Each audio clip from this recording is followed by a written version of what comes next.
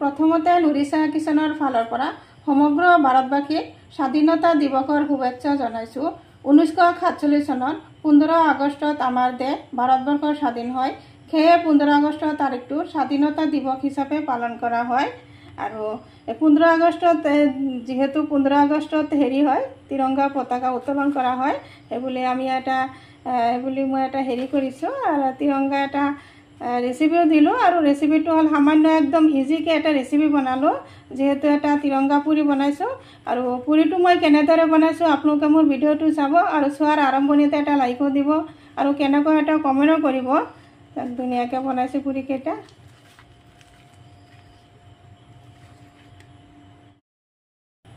পুৰি বনাবৰ কাৰণে মই ইয়াতে 250 গ্ৰাম আটা ল'লোঁ আৰু আপোনালোকে পাৰিলে আটাৰ বদলি ময়দাও ল'ব পাৰে।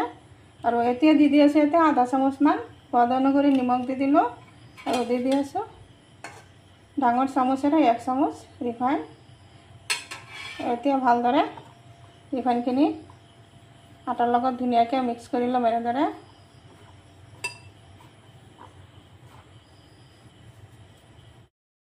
আটাখিনি ভালদৰে তেলৰ লগত এনেদৰে মিক্স কৰি ল'লোঁ আৰু এই মিশ্ৰণখিনি এতিয়া 3টা ভাগত ভাগ কৰি ল'ম।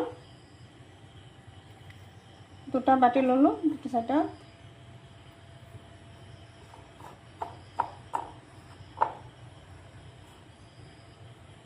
এনেদৰে সমানে সমানে 3টা ভাগত ভাগ কৰি ল'লোঁ।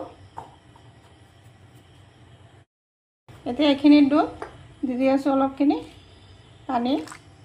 এতিয়া মই ঠাণ্ডা পানী দি দিলোঁ, ডোটো বনাই ল'ম। যিহেতু অলপখিনি গুড়ি সেইকাৰণে পানী অলপ অলপকৈ দি আছোঁ। অলপ অলপকৈ দি ডোটো বনাই ল'ম।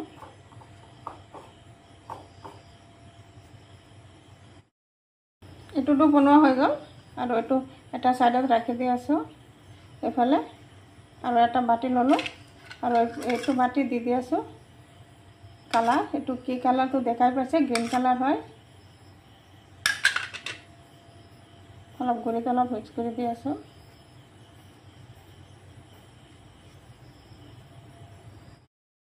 ইয়াতে দি আছোঁ অলপ ঠাণ্ডা পানী। এইটো ডো বনাই ল'ম।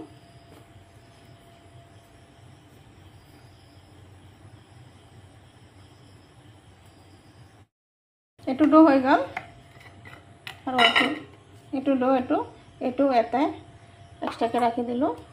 ঠিক তেনেদৰে এইখিনি গুড়ি ল'লোঁ, এইখিনি আটাখিনি এইটোতো কালাৰ দিম।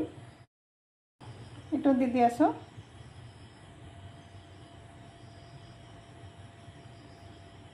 ৰেড কালাৰ এইটো কালাৰো এইটো গুড়িৰ লগত মিক্স কৰি দিম।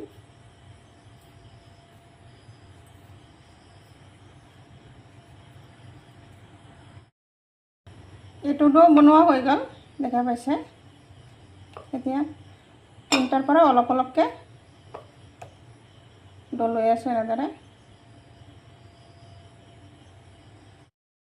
চাইছে 3টা ডোৰ পৰা 3টা কালাৰ ল'লোঁ। এনেদৰে একলগত মিক্স কৰি দি এটা বল বনাই ল'ম, তিৰংগা বল এটা বনাই ল'ম। চাব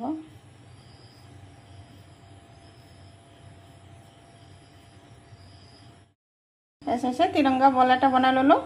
ঠিক তেনেদৰে বাকী বলকেইটা এনেদৰে বনাই ল'ম। গোটেইকেইটা তিৰংগা বল বনাই ল'লোঁ। চব কিমান ধুনীয়া হৈছে, চবকেইটা ধুনীয়া হৈছে, বহুত ধুনীয়া লাগিছে দেখাত। এতিয়া এটা তিৰংগা বল ইয়াতে ল'লোঁ আৰু এনেদৰে চেপ এটা কৰি এতিয়া বেলনাটো দি এনেদৰে লেয়াৰটো ধুনীয়াকৈ বনাই ল'ম।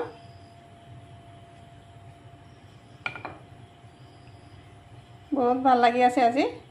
এইটো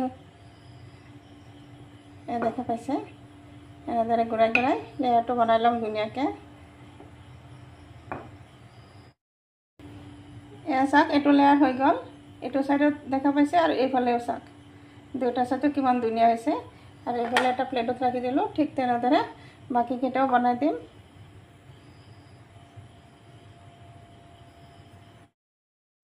এয়া চাওক গোটেইকেইটা তিৰংগা লেয়াৰ বনাই ল'লোঁ।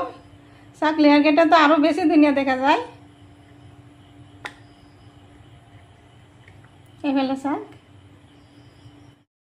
পেলাই গেছতে এটা পেনত তেল বহাইছোঁ আৰু তেল গৰম হৈ আছে আৰু তেলত দি আছোঁ এটা লেয়াৰ দি দিলোঁ এতিয়া দি অলপ এনেদৰে অলপ লৰাই দিলোঁ ধুনীয়াকৈ ফুলি উঠিছে কিমান ধুনীয়া হৈ আছে পুৰিটো দেখাই পাইছে আৰু এইটো ওলটাই দি আছোঁ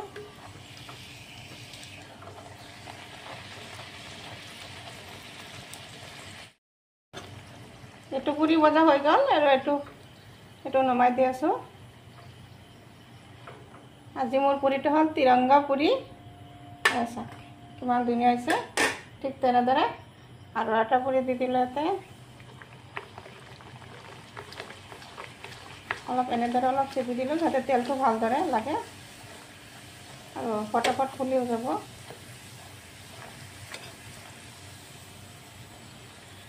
আচ্ছা ধুনীয়াকৈ ফুলি উঠিছে দেখাই পাইছে এইটো কিমান ধুনীয়াকৈ ফুলিছে আৰু এইটো ওলটাই দিলোঁ এইটো পুৰি হৈ গ'ল এইটো উঠাই লৈ আছোঁ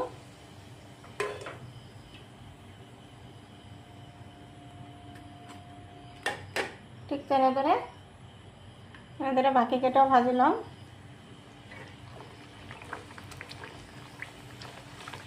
অলপ এনেদৰে চেপি দিলে ধুনীয়াকৈ ফুলি যায় ফটাফট